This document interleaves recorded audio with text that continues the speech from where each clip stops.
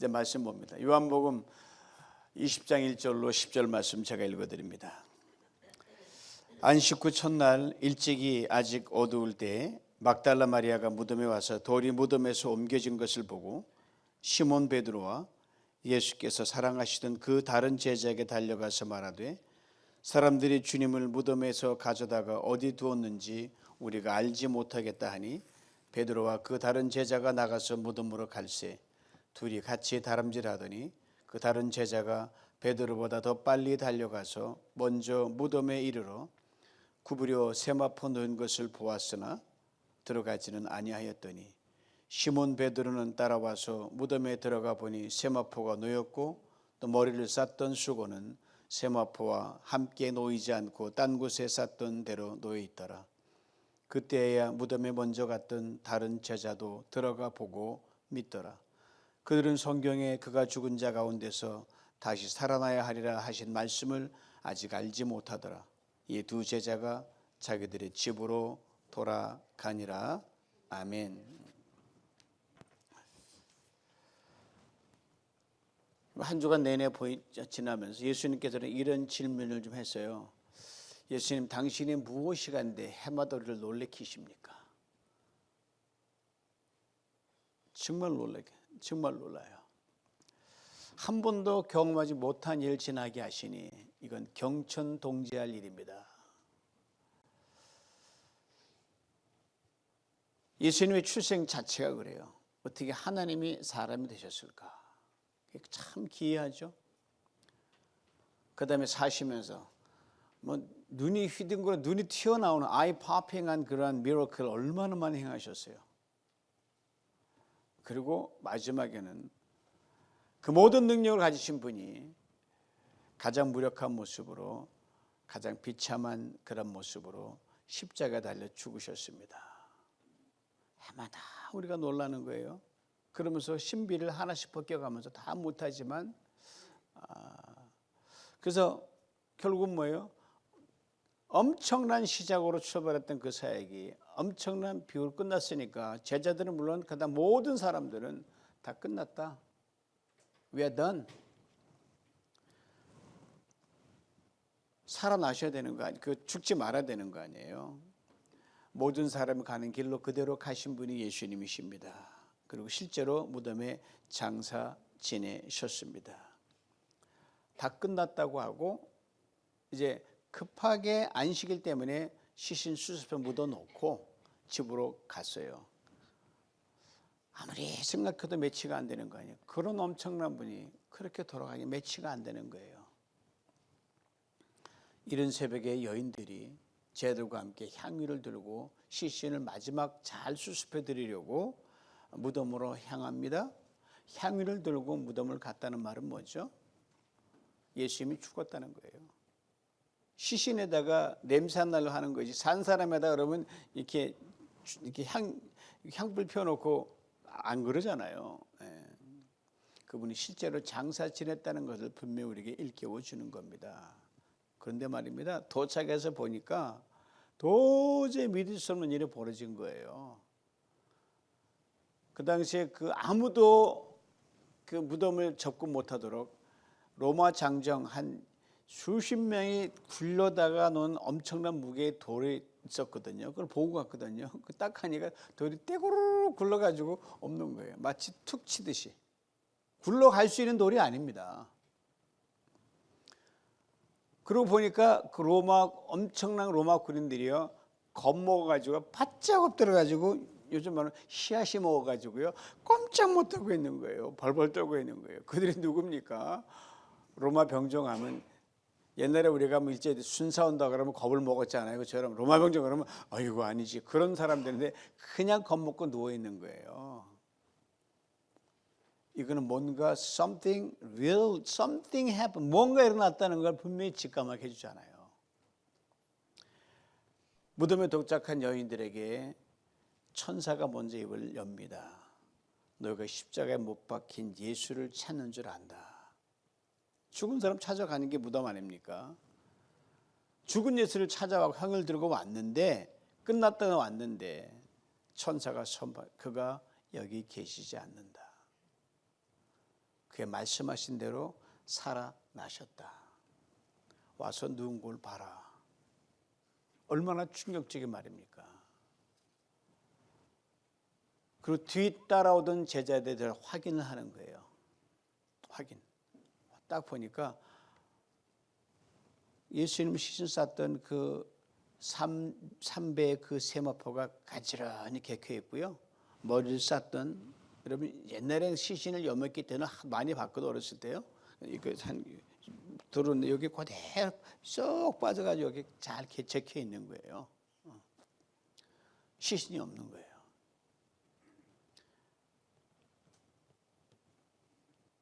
아무도 사용하는 빈 무덤, 거기에 분명히 못에 박힌 상처, 핏자국, 창에 끌려 허리 그냥 질질 끌려서 간신히 수습했는데 그게 없는 거예요.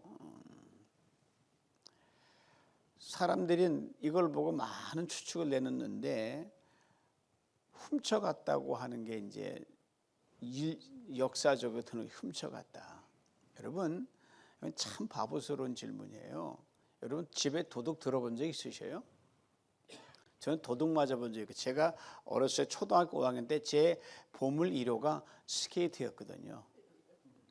우리 큰형이 그 스케이트 탄다고, 제가 큰형이 수양강에서 할 때 얼음 지치러 가지고 맨날 이렇게 맨날 이거 썰매하니까, 야 무식하게 요즘 시대에 썰매가 뭐냐 스케이트지, 사줘가지고 보아처럼 겨울마다 닦고 그거 타고 다녔거든요. 제가 이제 그 당시에 먼 거리도 걸어 다니고 교회 딱 들어갔다 턴하는데 도둑이 우리 집에 문을 딱 갔는데 끝에 스케이트가 딱 주머니 보이는 거예요. 제가 쫓아가서 안 쫓아갔어요. 죽으라고 쫓아갔죠. 아유, 제가 좀만 컸으면 잡을 수 있었는데 얼마나 빨리 가는지. 그리고 집에 와보니까요, 엉망진창이에요. 다 뒤져놨어요. 우리 집 가져갈 것도 없는데. 여러분 도둑이 훔쳐가면요 뒷수습 못합니다. 엉망을 해놓고 가지. 예수님 시신 훔쳐가 엉망을 해놓고 가죠. 핏자국 다 헹구고. 훔쳐갔다는 말도 안 돼요. 가지라. 그때 도둑이 가면서 내가 왔다 갔다 편지 써놓고 갑니까?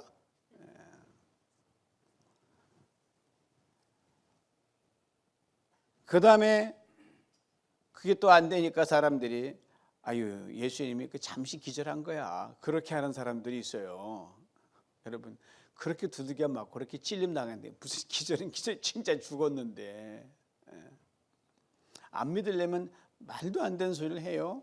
사람들이 잠깐 착각한 거다, 그리고 사라졌다 이렇게 얘기하는 거거든요. 그대로 살아나셨어요. 예수님이 나타나셔서 자기가 손에 찔린 자국 보라 그랬고 직접 만졌거든요. 여러분 실제로 살아나셨거든요. 여러분 예수님의 부활은, 여러분 모든 거, 여러분 예수님의 상처를 다 그 캐모플러지 다 패팅 해가지고 없는 것처럼 한 그 부활은 가짜 부활이에요. 상처를 없애는 사건이 부활이 아닙니다. 상처를 영광으로 바꾸는 사건이 부활. 상처 그대로 있어요. 지워진 게 아니라 변화된 거예요. 감춰진 게 아니라 선포된 거예요. 이 모습 그대로 살아났다는 거죠. 죽어야 되는데 그 못자국이, 창자국이 부활의 증거란 말입니다. 이런 바울이 놀라운 고백을 합니다. 우리가 이 장막에 있는 우리 짐진 것처럼 이 육신을 벗고 내가 부활해서 가고 싶다.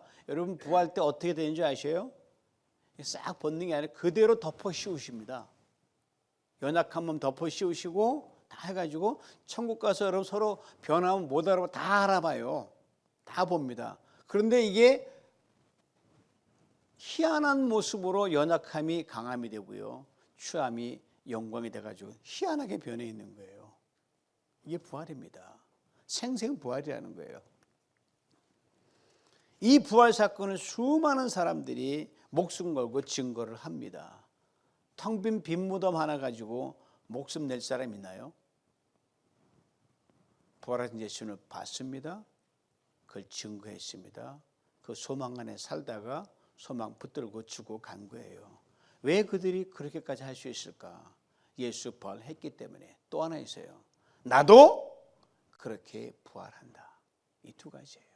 이거면 다 끝나는 거예요. 예수 부활했으니 나도 부활한다는 거죠. 2000년 동안 내려오면서 뭐 훔쳐갔니, 뭐 착시 현상이니, 뭐 살짝 기절했니, 그 거짓말이 지금도 오는데 이제는 통하지도 않아요. 하도 말 같지도 않은 소리를 하니까. 이 대목에 에브라함 링컨의 유명한 말이 떠올라요. 당신은 얼마간 사람을 항상 속일 수 있습니다. 가능해요. 모든 사람을 얼마 동안 잠시 속일 수 있다. 이것도 가능합니다. 그러나 모든 사람을 항상 속일 수 없다. 불가능합니다. 예수 부활 확실합니다. 믿거나 말거나 아니라 확실한 건 뭐 그렇게 합니까? 예수가 오늘도 살아 계시는 거죠. 그리고 순수하게 믿는 사람만 오늘도 역사하셔서 능력으로 함께 하십니다. 한 어린아이를 함께 잠깐 나누려고 합니다. 나면서도 몸이 뒤틀린 아이고요. 정신 지체를 가지고 태어난 한 소년이 있었는데 이름이 제롬이라는 아이예요. 12살인데 항상 한 대여섯 살짜리 그 지적 수준에만 머물렀던 아이입니다. 아이들과 함께 공부하기 너무너무 벅차고 선생님 참 건사하려면 온 다른 아이를 놓쳐야 되니까 굉장히 힘이 들어요. 감당하기 어려운 존재가 이 아이였어요. 하루는 부모님이 불러서 상담을 한 거예요. 어머니, 얘는 특수학교에 보내는 게 좋겠습니다. 그러자 선생님 아시다시피 우리 형편에 보낼 형편도 안 되고 이 근처에 특수학교가 없지 않습니까? 보내려면 한참 가야 되는데 얘가 갈 수 있는 유일한 학교가 이 학교밖에 없습니다. 그러는 거예요. 만약에 제레미가 여길 떠난다 그러면 걔는 충격을 받을 겁니다. 그럼 돌려보내는데 가시는 그 부모님의 뒷모습 너무너무 마음이 아픈 거예요. 그래서 얼마 후에 소식이 들려오는데 제레미가 불치병에 걸려서 얼마 못 산다는 소식을 듣습니다. 한편으로는 이 아이의 마지막을 얼마 산지 못한 아이를 케어해야 되고 한편으로는 정상적인 아이들을 살펴야 되고 18명인데 모두 11명인데 이 아이는 여전히 집중 못하고 잘 돌봐야 돼 어떻게 하나. 그럼 이런저런 만감이 교차되면서 수업을 이끌어 가고 있었어요. 그러면서 늘 선생님이 주님을 믿기 때문에 이 아이를 나름대로 잘 돌보게 해달라고 늘 기도하고 있었거든요. 그러다가 시간이 흘러서 이처럼 부활절이 다가온 거예요. 그래서 선생님이 아이들에게 이 이번 부활절을 기념하기 위해서 선생님이 너희들에게 플라스틱 계란을 하나 주겠다. 그렇게 했어요. 그리고 일주일 내내 부활절 맞기 전에 집에서 이 생명이 다시 태어나는 부활을 기념하는 걸 이 계란 속에 담아와라. 그리고 하나씩 준 거예요, 애들이. 그러니까 애들이 알았죠. 예. 이 제레미는 말을 놓는 거예요. 이 녀석이 알아들었는지 못 알았는지 도무지 모르겠는 거예요. 부모님께 얘기를 해야 되나 말아야 되나. 그러니까 너무 바쁜 일상 때문에 깜빡 이야기하는 걸 잊어버렸어요. 드디어 부활절날 아이들이 저마다 자기 계란 하나씩 들고 딱 온 거예요. 그래서 애들이 올려놓은 계란을 하나 꺼내는 첫 번째 계란을 딱 여는데 거기에 어떤 아이가 작은 꽃을 하나 집어넣었어요. 아, 참 예쁜 거. 그렇지, 꽃은 생명이지. 그러니까 제가 갖고 왔어요. 그러는 거예요. 그런데 두 번 달걀을 꺼내 딱 여는데 그 안에 플라스틱 나비가 들어있는 거예요. 나비 날아다니잖아요. 여러분 그 장례식 그 순서에 보면 나비가 그리고 막 그러잖아요. 부활. 나비가 애벌레에서 나비가 된다는 것, 그게 부활이지. 오늘도 내가 갖고 왔는데요. 그러는 거예요. 여러분 아이들이 오늘 다 끝났지만 제 거 보여주면 신나잖아요. 세 번째 달걀을 딱 꺼내는데 거긴 작은 이끼가 붙어 있는 돌이 들어있어요. 이끼도 생명 아닙니까? 귀하구나. 어떻게 돌에 파묻히지도 않고 이렇게 푸릇푸릇 이끼가 자라났지? 우리 아빠가 도와준 거예요. 그런 거예요. 네 번째 달걀을 선생님이 열었거든요. 네 번째 달걀 제가 꺼내 볼게요. 갖고 왔는데 여기 있다. 이 네 번째 달걀을 다 꺼냈는데요. 속이 텅 비어 있는 거예요. 텅 비어 있잖아요. 제가 아침에 다 먹고 왔거든요. 선생님 직감한 거예요. 이거 제레미 것이다. 내가 선생님이 내 전화를 진작 드려야 되는데 얘가 이런 큰 실수를 할 줄 내가 몰랐는데, 그리고 혹시 얘가 창피를 당할까 봐 이거를 옆으로 살짝 비껴놨어요. 제레미는 그게 자기라는 걸 알고 있었어요. 내는데 제레미가 선생님 왜 제 달걀은 설명해 주지 않으세요? 당황한 설명이 너 계란에 아무것도 없잖아. 텅 비어 있잖아. 근데 이 아이가 또렷하게 말합니다. 예, 그런데요 예수님 무덤도 비었잖아요. 순간 한 방 얻어맞은 그런 기분이었어요. 잠시 겨울 말을 꺼낸 선생님이 그럼 예수님이 무덤이 왜 비어있는지 아니? 물으신 거예요. 그래서 제레미가 밝은 얼굴로 그럼요. 예수님은 죽으셔서 계셨는데요. 하나님께서 다 살리셔가지고 싹 옮기셨죠.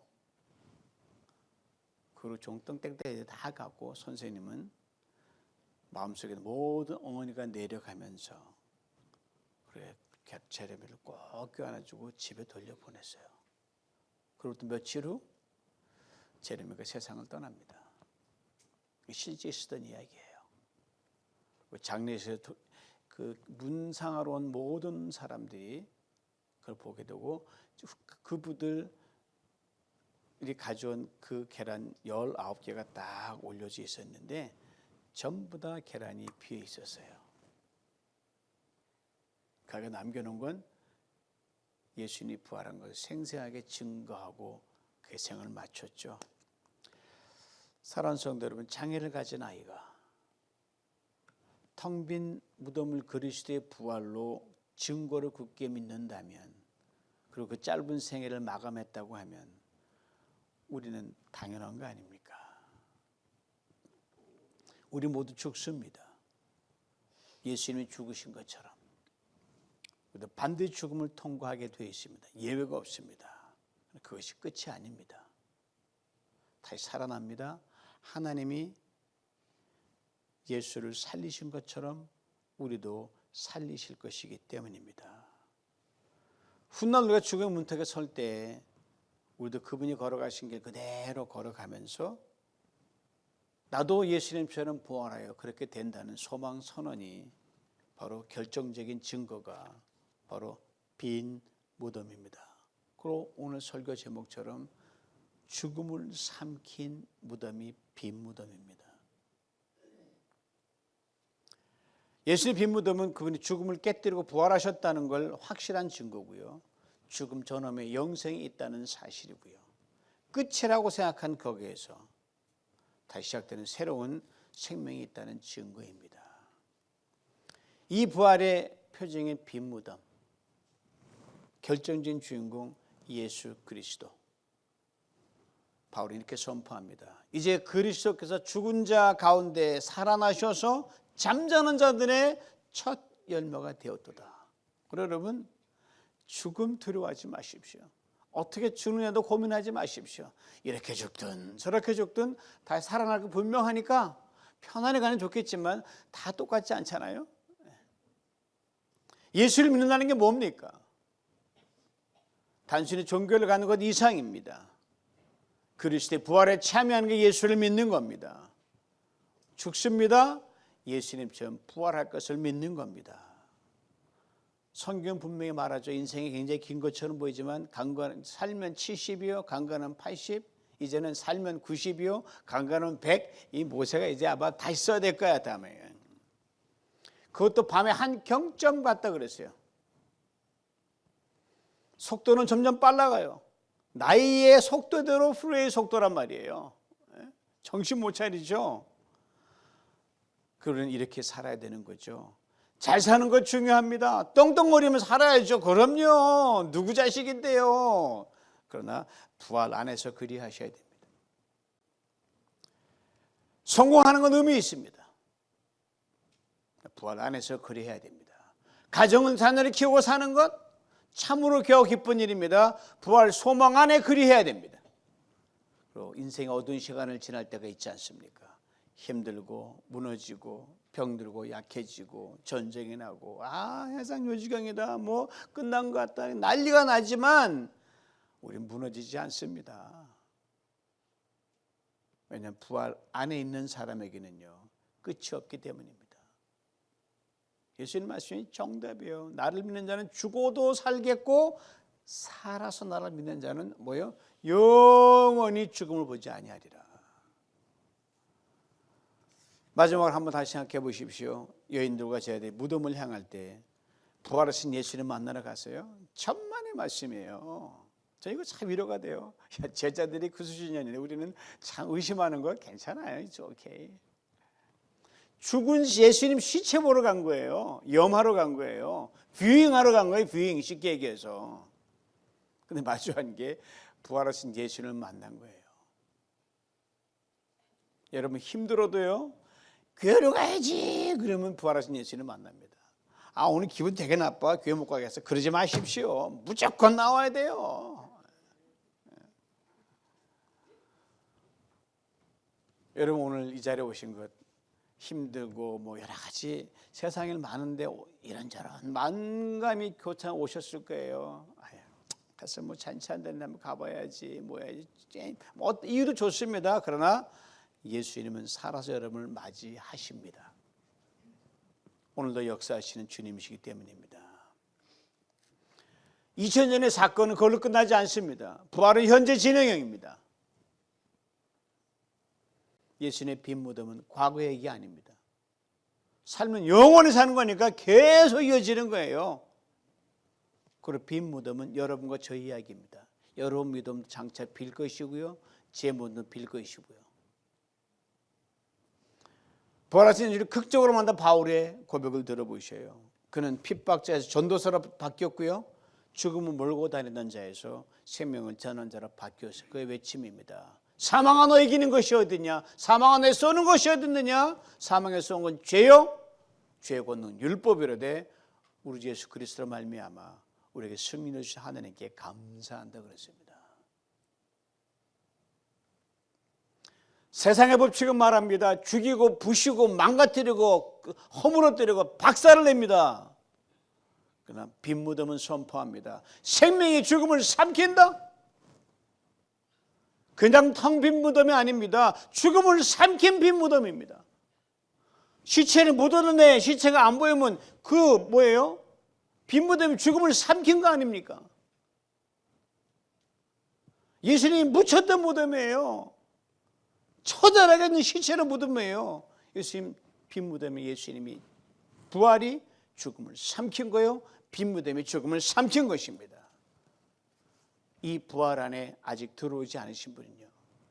죽었다 깨나도 예수 부활 이건 무조건 믿어지다면 외치면 주님이 여러분 도와주십니다. 부활 믿고 여기까지 오신 분은요. 부활을 계속 살아내십시오. 부활 증인으로. 예수 부활했으니까 내가 이까지 질병에 연약함에 내 가난에 좀 장사 안 되고 사람 속세에 있는 것 거기에 굴하지 마십시오. 2000년 전 빈 무덤을 찾아온 여인들과 제자들을 만난 주님께 여러분 오늘 반드시 만나줄 줄 믿습니다. 그러므로 이제 우리 인생에 무너진 모든 자리에 모든 네거티브의 자리 위에 이 부활을 올려놓으십시오. 빈 무덤을 올려놓으십시오. 우리의 두려움 위에 눈물 위에 실패 위에 후회 위에 상처 위에 우리 외로움 위에 절망 위에 빈 무덤을 조용히 올려놓으십시오. 그리고 선언하십시오. This is not the end. 이게 끝이 아니다 이 말이죠.